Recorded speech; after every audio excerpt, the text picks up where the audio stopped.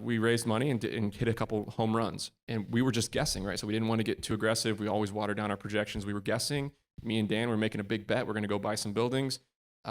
Let's see how it goes. So we bought some buildings at the end of last year and this spring. And then it's like, okay, let's see how it went.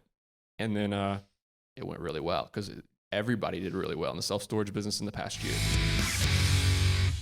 Welcome, my man. Thanks for having me. This is emotional because I think in the last 10 years, 12 years, 15 years, there's been 3 super influential people in my life, and they're all 3 in this room. My business partner, Dan Hagberg, who I run into rooms and tear shit up, and he picks up the pieces and makes sure that we get it Poor done. Dan. And then you, from where I was 20 months ago, when you not only came on my podcast, showed interest in what I was doing, told me to get on Twitter, and I almost made the biggest mistake of my life, and I didn't. And successful, busy Moses took a time out of his day 3 months later to call me on my cell phone and say, Nick, I just had an urge to call you back and say, you need to get on Twitter. You need to do it. And that changed my whole life. We have 25 self-storage facilities now. We've raised $10 million of outside capital. We have another 420,000 square feet under contract. We're going to be over 1 million square feet. I'm a top 75 private self-storage operator in the country. And if Moses didn't make that call, I would be moving boxes and I'd have 3 or 4 buildings. And it changed my life. So the third person is Chris Powers, who the abundance mindset that you and him have is something totally different. I spent the first 10 years of my career thinking that if I took a customer, I was taking a customer from somebody else. If I bought a building, I was taking an opportunity from somebody else. There was only so much money. There was only so much success in the world. I had to take that from other people to get it. And for you guys to have the abundance mindset of, hey, we can all do really well together and lifting each other up. We can all make more money. We can all share. That abundance mindset also changed my life. So that's really awesome. And this is a great way to start a conversation. So thank you for that. I really appreciate it. And thanks to the team. I mean, Moses and Simran putting this on, doing the work. It went from me, spending hours and hours sitting in a room, typing into a screen, interacting with smart people, thinking sometimes I'm crazy for doing this, to getting here and meeting you guys and how spectacular this community has become. That's really emotional as well. Yeah, man. I'm about to cry up here. and I co-signed the whole thing. So let's get right in. I called you when I introduced you. I called you maybe the most innovative marketer I've ever met in the real estate private equity space. And I mean that. And I think sometimes marketing can get like, there can be like a pejorative or something. But in our business, as you just heard from Chris and you've heard from me, and I think you heard it from Keith and others, I mean, it's really about telling your story over and over and over again. And Nick has done a better job than I think anyone of learning how to do that and getting that message out there and spreading it around. So I want to really get into the nuts and bolts of how you've done that, what you've learned, mistakes you've made, how you've grown, and then and again how it's translated into your business. It's a radical approach. I would be fired from 99% of the VP or the GP shops in this room probably if I worked for them and do what I do. When I was sharing an open book on how I did business, my business partner, God bless him, he's like, Nick, what the fuck are you doing? Like, you're telling everybody exactly how we make money.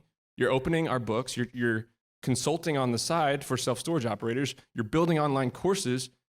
Like, this is terrible. Like, what is going to happen here? And I'm like, I'm having a lot of fun. I'm meeting a lot of special people. I think it'll pay off. Trust me. And it did. So no, it's fantastic. So I want to get started before, because I mean, obviously the success on Twitter has been meteoric and spectacular. But I want to kind of like dig into like the earliest days, even before Twitter, because I came across you on your Sweaty Startup subreddit, and I'm the kind of weirdo who likes to read about small business stuff. So that's how I discovered you. But you were already at that point experimenting with telling your story in all these different media. So let's talk about that. First of all, was Reddit the first place, or were you doing something else before that? I launched the Sweaty Startup podcast I was mentoring my brother launching his lawn care company. And I'm like, I like teaching this, and I kind of want to have a record of what I'm saying. And I put out a bunch of podcast episodes into nowhere land that nobody listened to. No one listened to. And this is, I want to actually, let's talk about that Sweaty Startup concept, because you have evolved into being more of like a pure play real estate private equity operator. Mm-hmm. But you had this message that I think really resonates and continues to resonate and resonated with me, which is why I sought you out in the first place. So maybe talk about my that competitive advantage. What makes me different than a lot of other operators is that Danny and I came from the hardest business in the history of the world. We were driving around box trucks, having to be on time in these major cities, dealing with wealthy Karen parents from New York City. If we were 3 minutes late, they were going to be pissed off. And we had to build a team up of 300 part-time employees to not only deliver boxes in Boston, where I was, or in Penn State, where he was, but also Illinois and Michigan and all these other places where we had part-time college students who needed to show up on time. We learned a hell of a lot about being resourceful and solving problems, and we made the money to be able to get into this game, because this is not a game you can enter without any cash. So that was your sweaty startup. Yep. And what you were teaching at the very beginning and continue to teach is this concept of service business entrepreneurship. Yeah. So maybe talk about that. Tremendous advantage. I mean, you most people think about entrepreneurship. You walk out here in LA and ask somebody on the street, what does entrepreneurship mean? They'll tell you about Mark Zuckerberg or Elon Musk and Shark Tank, when that's not true entrepreneurship. Those are not good risk-adjusted returns for the people starting those businesses, in my opinion. I feel very strongly that more brilliant people need to do sweatier, simple things. I go sit on pitch competitions at UGA Entrepreneurship, and I want to stand up and scream, like, simplify it. What the fuck are you guys, like, you're trying to change 100 things about something that already works for a lot of wealthy people who use fax machines. Like, just get out there and get a little bit. And so I feel very strongly that in many, many service businesses, if you're coherent, you can make good money. This is like the opposite of the blue water. I can't remember. Is it blue water entrepreneurship? Blue ocean strategy. Blue ocean strategy, which right? means like create a market. You need to be the only competitor. I think that's just bullshit. And right? That's the Peter Thiel thing. I mean, look, obviously it's worked incredibly well for some tech people, but you're saying for the vast majority of entrepreneurs, in fact, just attacking markets that are actually pretty competitive, but just doing a good job in your local area. Insane survivorship bias, right? We read about the billionaires, but we don't read about all the folks who had to go get jobs because they failed. Look, and I started a crappy tech company that failed, and there's probably a bunch of people in here who have done similar things. So that message really resonated with me at the time. What are a lot of dumb people making really good money in? Do that. Do that. So that, like, there's a lot of dumbasses here that make a lot of money. I'm one of them. So that was the original message, and that message continues to resonate. It's like, go look at the plumbing company, go look at the lawn care company, go look at the snow removal company. And business is momentum. So leverage that, make a little money, learn a lot about operations, dealing with people, solving problems, how to sell yourself, how to communicate clearly, learn all that shit along the way, make some money, and then you are prime position to get into real estate. So that's the message right there. Boom, that Nick just gave it. That's the message that I heard that made me think this guy is special, because that was something that I think I was not hearing that. We were hearing, it was interesting. At the same time, I was listening to Brent Beshore talk and people like that talk about buying these businesses. There's a lot of heat on this idea of buying small businesses and everything. But here's Nick teaching how people how to actually start them. And I thought that was incredibly unique, and that's what drew me, and I think that's what drew a lot of other people too. People were cruel on Reddit. People think, they're like, Nick, how do you deal with the haters on Twitter? I'm like, there's no haters on Twitter. Like, people are very nice on Twitter. No, because the anonymity or anonymity, whatever, people who sit around on Reddit, you can't block people on Reddit. People started hating me, and just and it's very much a herd mentality.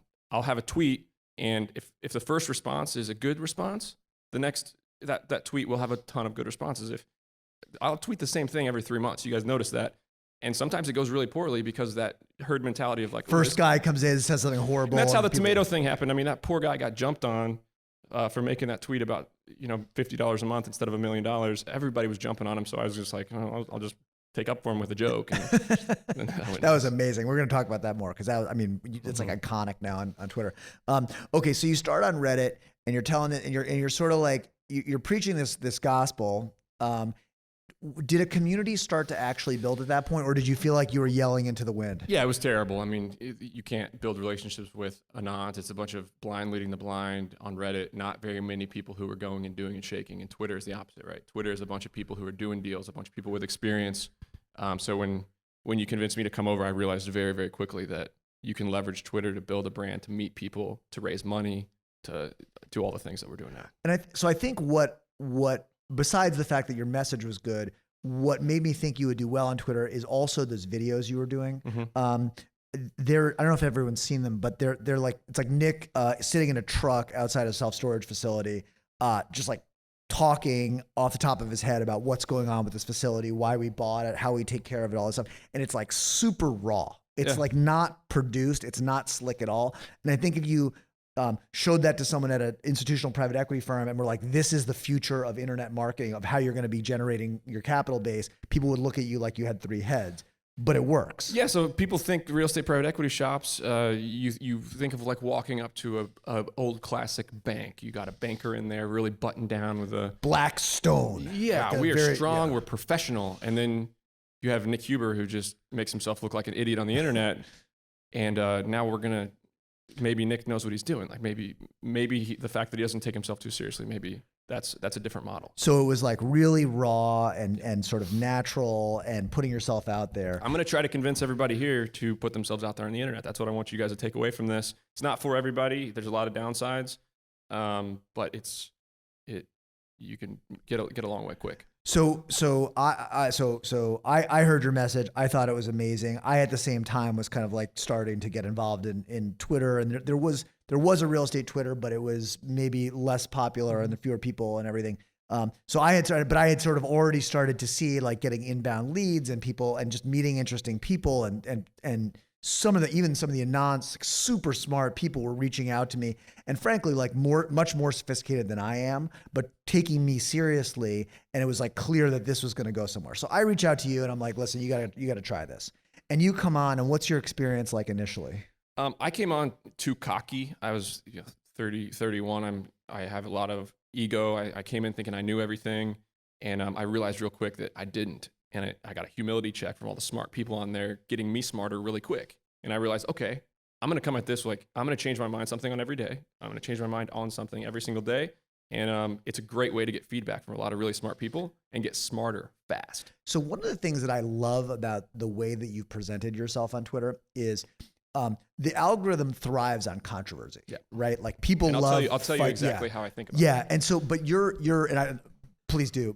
From the outside, it's like your certainty drives controversy, but your stated position that you're open to changing your mind and you're sure you're wrong a lot and you're willing to be convinced means that even though you're generating controversy, people don't kind of hold it against you. Yeah, the best way to get good feedback is to act. I have a thought. I'm not sure on something. I'll think something, and then I'll make a very definitive statement on Twitter about it.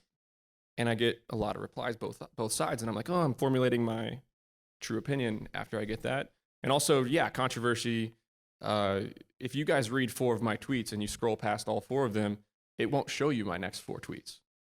But if I write one of these controversial things about doctors and lawyers or your kids sleeping in your bed or tomatoes, and millions of people click on that, millions of people see it, then I'm kind of quiet for 24 hours, and the algorithm is ready to give Nick Huber to everybody. And that's when I deliver a high value thread on cost segregation. See, that is fantastic. I actually had no idea that you've noticed. Most people tweet too much.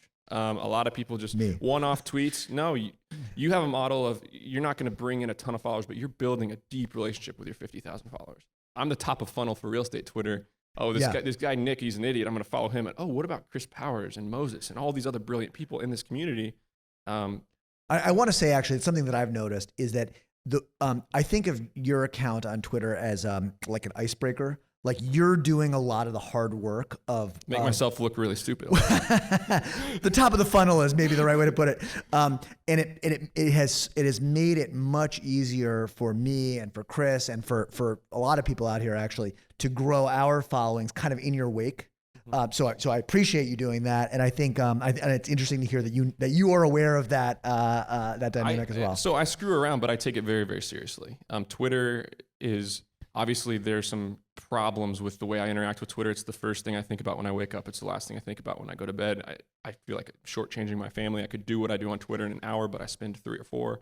But the time on Twitter in the last 2 years has been the highest value work that I've ever done. And I make that point too, because I'm like self-conscious about the time I spend on there, because people, it's like, why aren't you doing something serious? It's like, well, actually, like this arguably is the highest and best use of my time. Yep, absolutely. And I think, and so you found it to be similarly the case. Yeah, I mean, now we're growing a company very fast and learning a lot about how to do that on Twitter as well. But But yeah, it's a very focused effort for me. It's the most important thing I can do for Bolt Storage is tweet.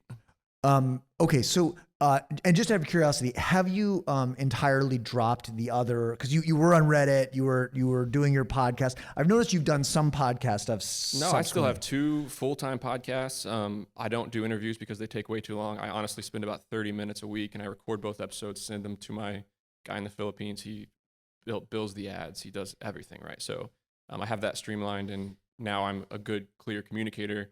And that translates over to other parts of business too. Got it. Okay. Yeah. No, I want to come back to that too. So let's talk about. So you're just so everyone, I mean, most people here probably know, but in case people don't, you went from like 0 followers to what are you, like 150,000? Well, you got me my first 1,000. You can't go on Twitter and start tweeting into no man's land and with no followers. This will be really, really hard. You're the one that said, "Hey, I'm going to vouch for this guy." You had 4,000 or 5,000 followers. You said, "Follow Nick." I got my first 500, and then it went from there. Right. From there. And also, you can't grow a following on Twitter if you're not doing anything. That's the biggest. People come on and they're always trying to make threads on this and that, and it can work. But if you're in the weeds doing and you have something to share, that's when people want to hear what you have to say. So, I want to come back to that. I want to hear. So there's been this, like, you've had this meteoric rise, and along the way, like, you've been enmeshed in various controversies. Do you feel like, I mean, did you make mistakes? Like, do you regret some of the stuff that you did as you were growing that following? Yeah, I took it too seriously. I think I blocked, maybe I have 5 or 6 people here that have blocked, you know. Elliot, who's a good friend of mine, we blocked each other a couple of times. Stupid shit like that, right? And you get too serious about it. I get emotional. I find myself looking like an idiot. And I'll say that it's really easy to get an argument with somebody, but you have to realize that there are a bunch of people lurking in the background, judging you by how you react to a situation. So it's made me more mature. It's made me not jump down people's throat and call them an idiot, you know, even though I think they're an idiot. They're wrong. No, I actually think, from my own experience, in real life, I'm considerably more judgmental and less patient than I am online. Yeah.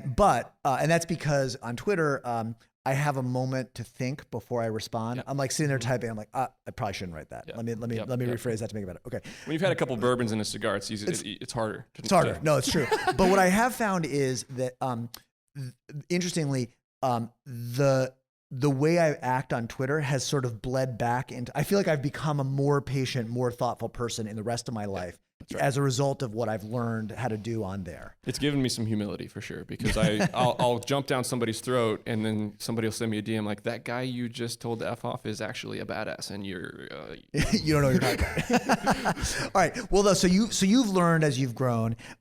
Let's talk about some of the opportunities that have opened up for your business, and also for, you know, it's not just, I mean, it's Bolt Storage, which is also a very interesting story. And I want to talk more about your strategy and what you've done there. But you've also had a bunch of other sort of peripheral opportunities that have emerged too. It looks like I'm dabbling, but I'm very focused in what I do and what I choose to spend time on. But we have to address the elephant in the room, and that's the question that I get from everybody. Like, Nick, why are you sharing your trade secrets? Like, why are you telling everybody how awesome storage is? And the answer is, I mean, it's easy when you're in your office or you're in your neighborhood and you're thinking about the buildings and you're looking at them.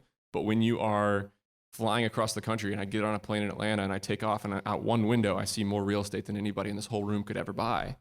And a guy who pays me $2,500 to get consulting on a self-storage deal becomes an LP. We have 7 LPs in this recent deal that have joined my paid stuff and done my media.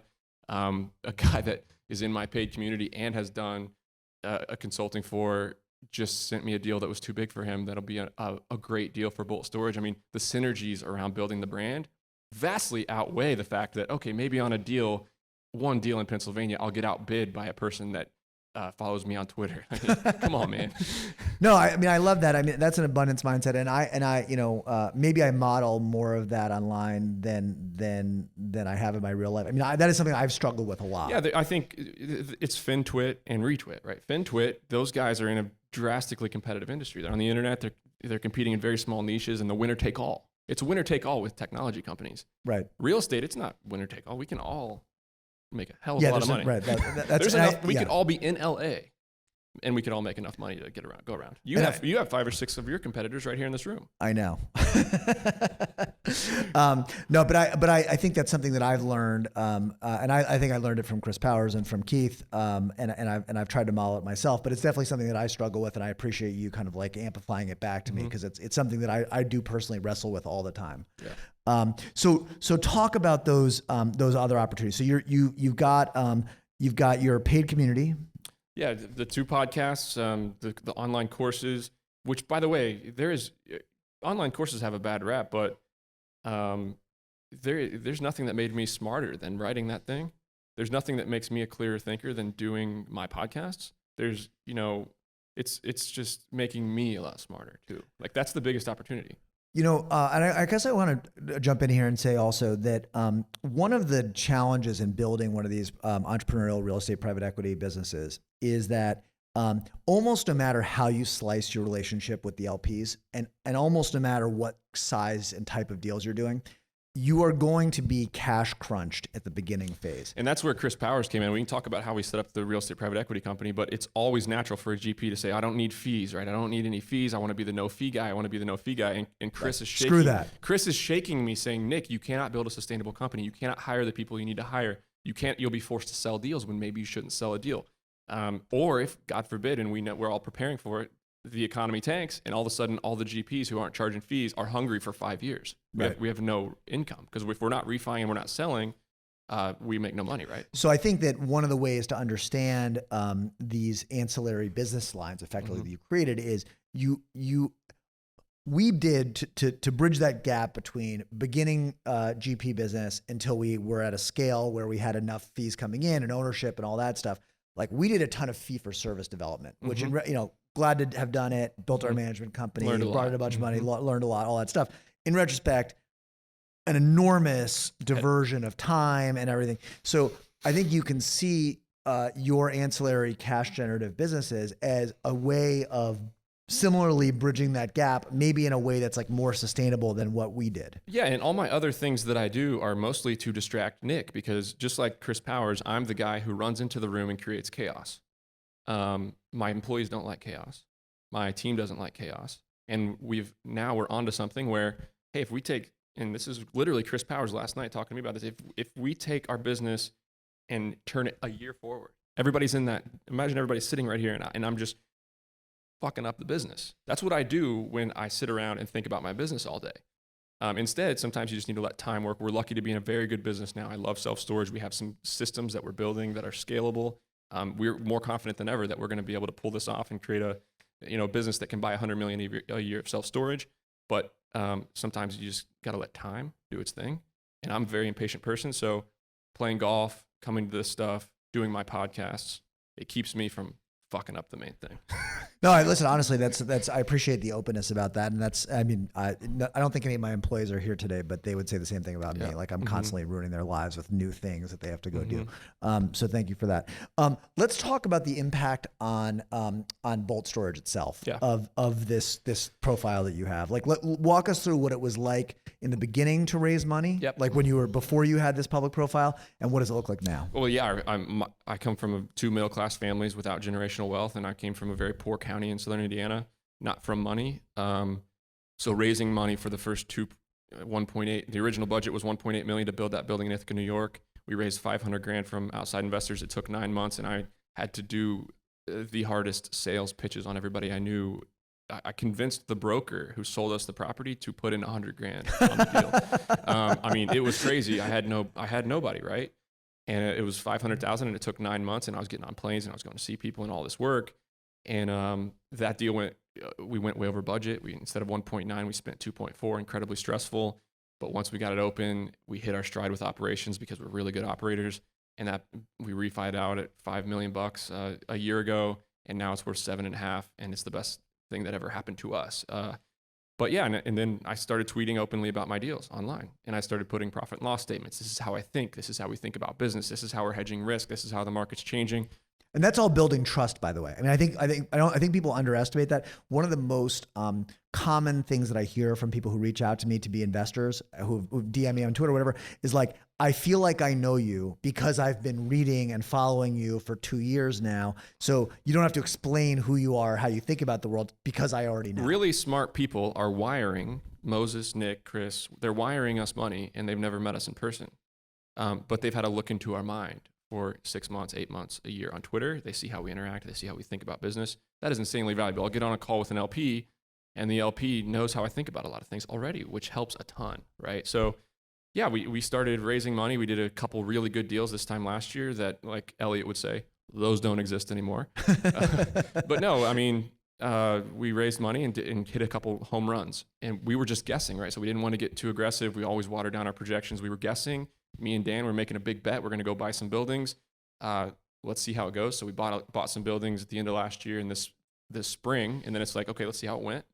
And then it went really well because everybody did really well in the self-storage business in the past year. I mean, you got public storage growing as fast as Google, right? Same store year-over-year revenue, 15%. So investors are like, holy shit, I need more storage. So it gets harder to buy deals. So we needed to hire. We had 6 people in April, and now we have 25, and we'll have 50 by the year end. That's a crazy operational challenge. But of course, you've kind of gone through this massive hiring stuff before. I don't want to say easy, but a hell of a lot easier than sleeping in a goddamn warehouse that I was doing 5 years ago with my business partner. So. And I want to actually, I think sometimes people can get the impression from you that your business is older and more established than it actually is. Like we have a group here who are entrepreneurial, right? And they're looking at you and they're going, this guy's done all this stuff and he's a big follower. But like, it wasn't that long ago that you were doing that for like that first project and scraping and. Yeah. So I act like an expert on Twitter and. Well, you are an expert, but. I don't know much at all. There's many people here who know way more than I do. I'm not foolish enough to think I know everything about real estate private equity. I'm learning fast, but yeah, we've only been at this since 2017 and we've only been at it seriously for a year and a half. So I got a lot to learn and, I forgot what you asked me. No, I think it's incredibly valuable to point this out because I think that when people are thinking about whether to make the jump into doing this, it's a hard thing. I mean, a lot of these people who are sitting out here who are not already in the business have good jobs, they have families, it's a big risk to go jump out and do that, and it's terrifying. Mm-hmm. Right. I mean, it is. Mm-hmm. And so you are like all you've done in 5 years. And really, as you've just said, like maybe it's more like 18 months ago, my business partner and I, we had 3 buildings, bought a couple small ones. So we had maybe $8 or $10 million worth of storage total. And our service business that fed our families got totally wrecked by COVID. We got the college students, all the college students went home at once. We didn't have any of our employees left. And we're like, oh my God, what the hell do we do now? And so we put our sales hat on, we got super resourceful. We flew to DC, we made some partnerships with moving companies. And like, if there's a moment that I'm most proud of Dan and our team, it's that month where we went from nothing to having our best year ever because we had the courage to go out and sell and do something new. Very soon after that, we realized that that's not the business we want to be in. We made the decision to sell, partly because we had access to LP capital for the first time ever. We could grow, we could buy storage. Did the big cash out refi, sold the business, had the best business ever. So we're sitting on $3 or $4 million. Like, it's go time. And that's when you start actively acquiring. That's when we grew our team. That's when we started buying more buildings. The early buildings went really well. So I have the opportunity of a lifetime to build something really great. So we're getting after it. And where are just so maybe you already said this, so forgive me, but where are you guys today in terms of like assets under? We have 640,000 square feet, 25 buildings. We have 17 under contract for another 420,000 square feet. That's incredible growth. And we got to close it all by year end. So it's gonna be. I'll be doing. What are you doing here? Like go work. No, we got good. Look, I mean, the business is not as complex. I mean, we're growing from a customer service team that also did collections and also kind of managed the vendors to now a customer service team with very focused customer service stuff. People that answer the phone only to take payments, people that only do collections, people that only do auctions, divisions. And then we have a maintenance team. I mean, hiring abroad is probably the most important part of my company. We're all remote. Our CFO, I have not seen him since he started working for me. I haven't met most of my teammates who are like family to me now. I've never met them in person. We're all over the place. 12 employees in the Philippines, 2, soon to be 3 in Colombia.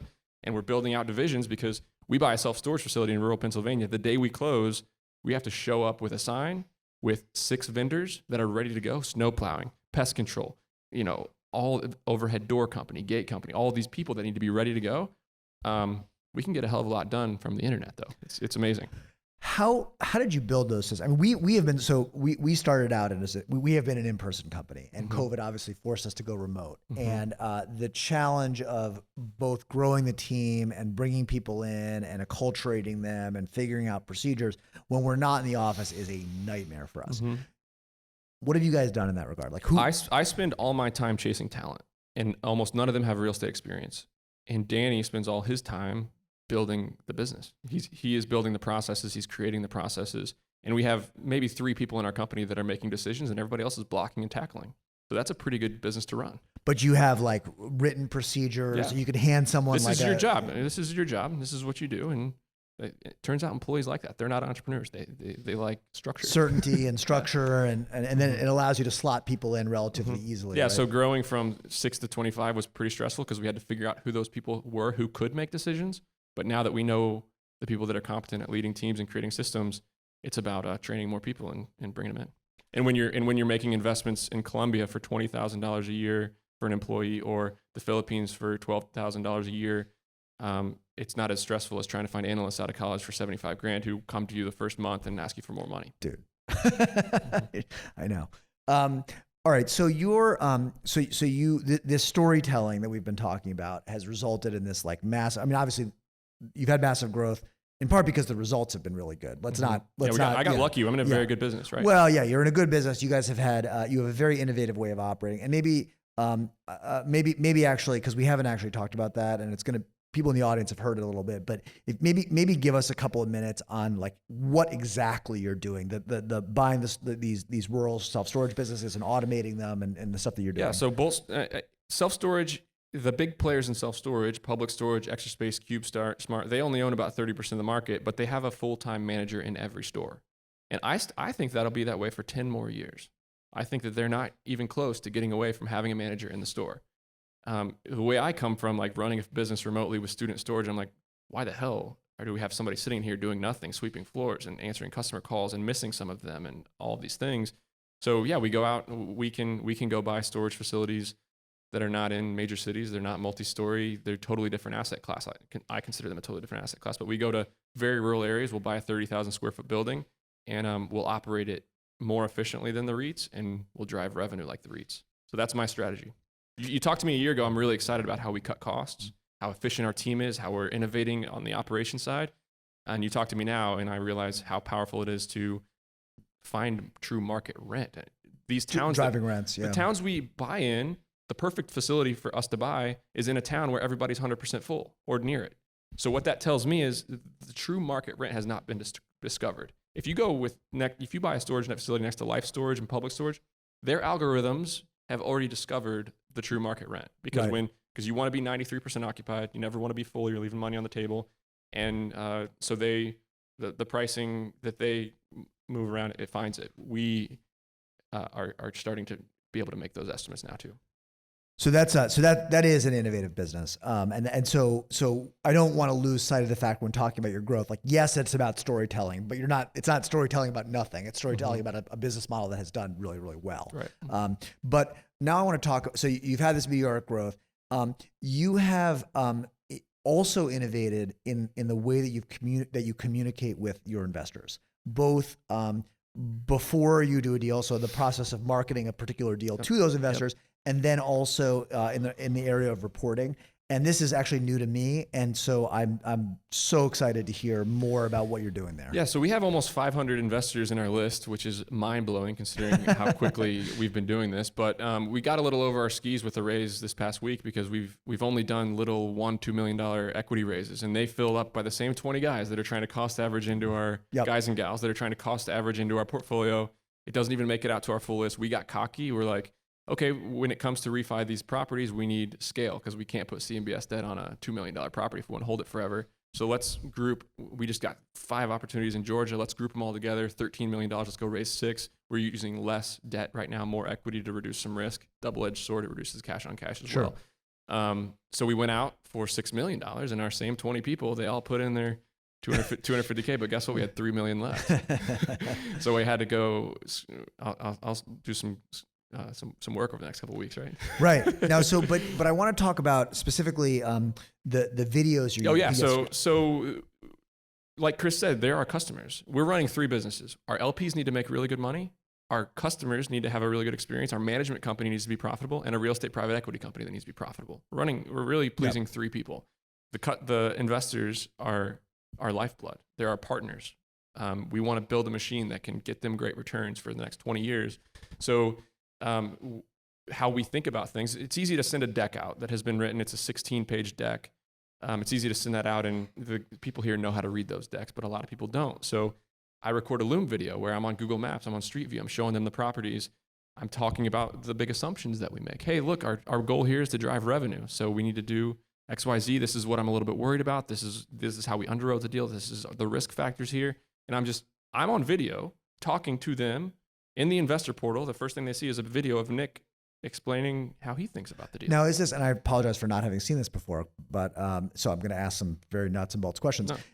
Camera pointing at you, or it's a Loom video and you're kind of talking? Yeah, I'm in the circle. I'm in a circle in the corner, shared screen, and I'm in my software talking about how our previous.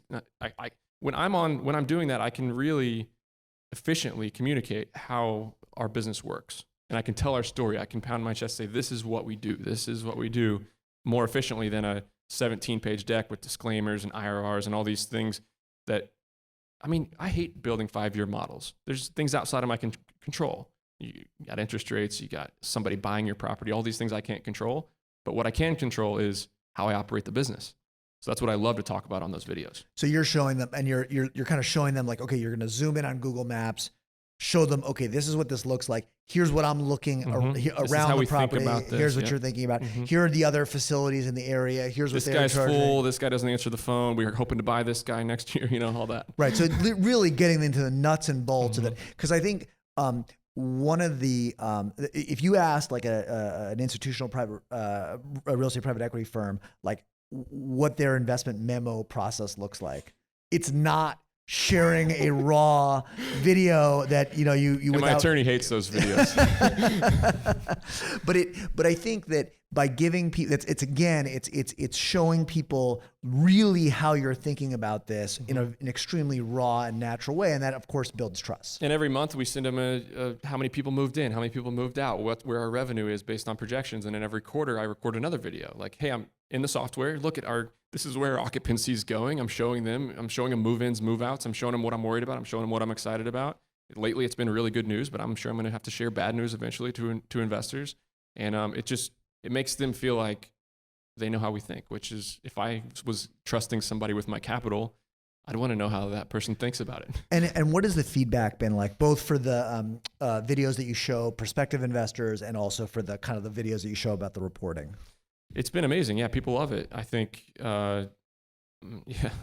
it's been very good. And what in terms of the time investment on your end, like, I mean, that sounds like everyone's sitting here and going, well, I'm spending my time finding deals. I'm spending my time raising capital, doing investor calls, all that stuff. Oh, great. Now I have to make videos. Well, that's where this whole flywheel of everything I'm doing starts to work upon itself. The first 20 podcast episodes I recorded, they took me hours to record. I was cutting them. I was chopping them. I wasn't well-spoken. By episode 50 of The Sweaty Startup, since that moment forward, I haven't done a retake or an edit on any of those podcasts because I'm just getting better at clear, concise communication. So yeah, I can log in and I can spend 8 minutes talking about a deal and it's done, right? So I'm getting better at those things. So it's not very time-consuming. If anyone like that, by the way, that is the nugget that I'm going to take away from this conversation. So I don't know if people are taking notes, but people think the podcast is a waste of time, but all I do is sell myself and my vision on my investors, my employees. I got to sell them on my vision and what we're doing. I'm selling all day long, and there's no better way to sell than get good at talking to a screen. Well, and I think important to know, when we raise money. I'm doing tons and tons of phone calls. And that's just like the nature of it. I think probably everyone out here is doing the same thing, and I'm sure you're doing it too. But being able to record videos, I mean, you're basically creating personal relationships at scale. And we do this inside of our company. instead of having a call with a new customer service rep where we're teaching them how to do a certain thing, we'll create an 8-minute Loom video that they can watch, they can study, then we quiz them. Then if they need to reference it, they can go back and reference it. I'm stealing this one too. Because we have, we have people in the Philippines guiding our customers through our facilities. They don't know how it works. So I make a Loom video of like, hey, you're talking to a customer. This is the geography of Ithaca, New York. This is how to guide them to our property. This is how our facility looks. And if their unit number is XYZ, they go down here so that they can learn it and they can study it and they can reference it. They sound like an expert when they're talking to your customers. Right. So super fascinating. I'm really, that's a great insight. Let me ask to finish up here. Chris earlier talked about like this vision of building a big company, and you've used similar language. What does this look like 10 or 20 years from now? I know that we've already bought enough real estate and it's doing well enough to where it's life-changing for me and Dan. So I constantly have a battle with my ego of, Nick, what do you want? Why? Do you want to build a relationship with your kids? Do you want to be tied to your desk? What are you doing all this for? And I battle with that a lot. I don't know the answer. Me and Dan we have a lot of energy. If you met me, I've slept 2 hours a night the last week and I'm still I can't sleep because I'm so energized by this crowd and by what's happening here. So yeah, I'm part of me has the ego. I want to be Chris Powers. I want to be Keith Wasserman. I want to be Moses. So that's on one side of it. On the other side of it is like when I'm an old man, I want to have, I want to do the work now to build a strong marriage, and I want to have good kids, and I want to be an old man sitting in a chair. Like my dream is I want to be an old man sitting in a chair and my 20 grandkids are running all around. Like that is why I live, right? So I love that image. I love that. I want that for you. How big will bulk storage become? I think, we're on pace to do some special stuff. Our business is simple enough to where I don't need to sacrifice other areas of life and get totally obsessed with work to build a company that can buy $100 million a year of self-storage. And if I do that when I'm 32 and that happens for 20 years, who knows what it'll become, right? So I'm just taking one step at a time. I'm having a ton of fun. I'm learning a lot about myself. I'm learning from people like you guys. I'm learning so much just this week to having these conversations. Trying to stay humble. It's easy to get greedy too when we're in an environment where self-storage is getting a lot more expensive. So it's harder to make that decision that, dude, we're gonna have a LTV loan of 54%. We're only gonna lever this thing halfway up when we don't have to do that. But we got a lot to lose now. I feel like I have a lot to lose, so I don't want to lose it. So. Well, what an inspiring vision, and I think a wonderful way to wrap up this our talk and this and this event. Thank you so much for that. Juniper Square, the sponsor of our show, recently did a capital raising survey, and in this survey, they asked 142 senior executives at U.S.-based commercial real estate firms a series of questions to understand the state of commercial real estate fundraising. It's an insanely valuable report with data on questions like, how much capital did you raise last year? How long did your last raise take? What type of investors are you raising the most from? And what strategies are working the best for you to find new investors? Download this report for free at junipersquareresearch.com. That's junipersquareresearch.com. Big thank you to Juniper Square for sponsoring the show. Thank you for listening to the Nick Huber Show. Just wanted to remind you that we have a paid real estate community where some really special stuff is happening. People are breaking down deals, people are networking, people are, I think, even formulating partnerships inside this group. We have over 100 members now. For more information, you can visit sweatystartup.com/REC. And the first 299 members of the group to get some momentum get $200 off the annual membership using the code FIRST299, FIRST 299. And also you can check it out for 5 days for $1. You make a $1 payment, you can check out the community for 5 days. Highly recommend it if you're serious about bringing in some other people into your network, into your life to help you become a better real estate investor.